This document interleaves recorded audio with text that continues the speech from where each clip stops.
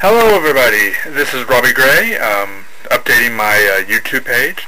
Sorry if I haven't done very many YouTube videos as of late due to the fact that I very rarely have access to a camera. There have been very few airsoft games, and I have, as of this point, quit working for the Guild of Age Riders. Not that I don't want to do it in the future, just I'm too busy.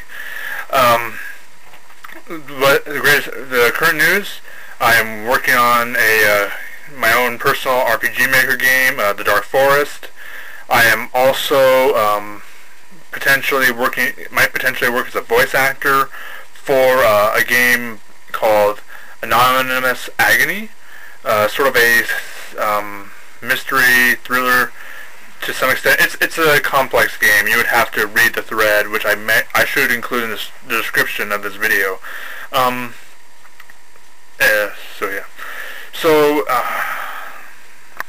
two topics I'm going to discuss are my Dark Forest game and my potential voice acting for Anonymous Agony. I'll probably first start off with my Anonymous Agony voiceovers, just so Madura 2, the creator of Anonymous Agony, won't have to wait through, to the very end. But of course, if he wants to finish watching the video and hear about my other project, The Dark Forest, he may. So in Madura 2, I have a couple of different accents you can use. You have my current accent. This is actually how I talk usually. You have my snobby accent. I can be a little bit gruff at times if you want me to.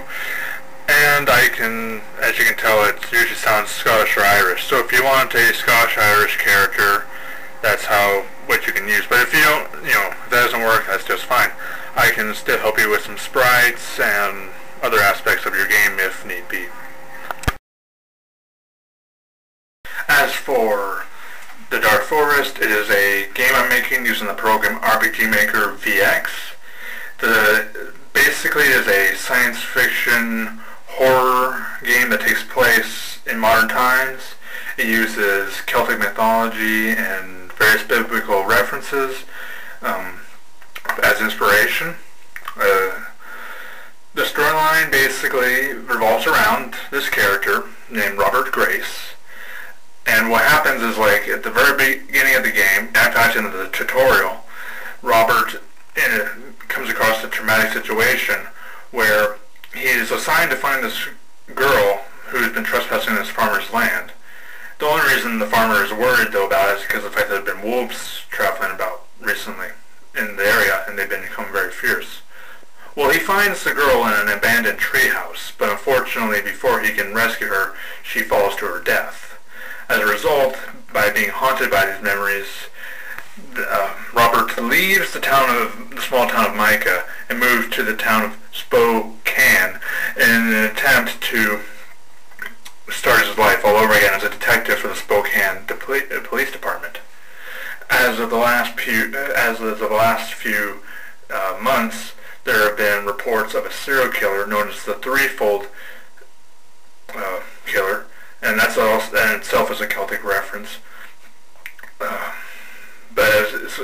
after encountering this killer, he starts experiencing the dreams that he's been having for the past few. He's had these dreams for the past few weeks, but they're now getting worse and they're more realistic now. Furthermore, he's starting to see another reality called the Dark Forest, a reality in which everyone travels through, whether they're aware of it or not, in their subconscious. And as I travel through it, everybody is trying to reach the crystal seas. Unfortunately, it's kind of hard to travel in a place that you're unaware of, especially if you cannot even see it because you're blinded by your current reality. That's what the concept behind it. He is unsure as he travels though through this reality which one is real. Is the world that he live in real, or is the Dark Forest real? As he travels through it, he comes across different characters and interacts with them in various different ways. Some of them will be friendly towards him and will try to help him through the adventure, while others, in fact, will try to delay his advances. as he travels, it will be sort of there's a lot of mystery aspects. There will be puzzle solving. I'm hoping to have a forensic vision eventually integrated into the game, much like the forensic features of the Condemned series. The difference being, hopefully this one will be just as cool, if not cooler. But at the same time, it will have horror aspects to it. Like, you'll be walking in an area, and all of a sudden a creature will jump out at you. There will be supernatural enemies and such.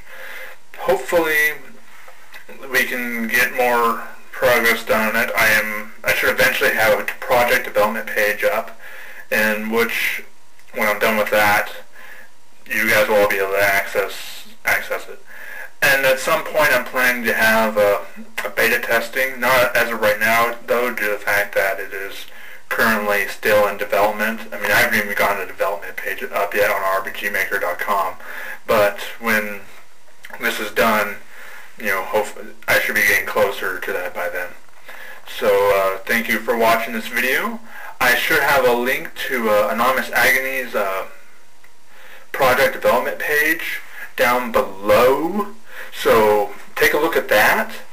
And yeah, it's like, Medora 2 has been working on this project, and hopefully that's actually his name of it. I mean, what I mean by that is hopefully I'm actually pronouncing his name right. It's spelled Medora 2, but I could be kind of wrong. But so he's worked really hard on this, and I hope that he finishes it at some point. It's looking pretty good thus far, and I'm excited to see the final result. So if you're watching Medora 2, I hope everything goes well, and I'll see you in the future, hopefully. And good luck.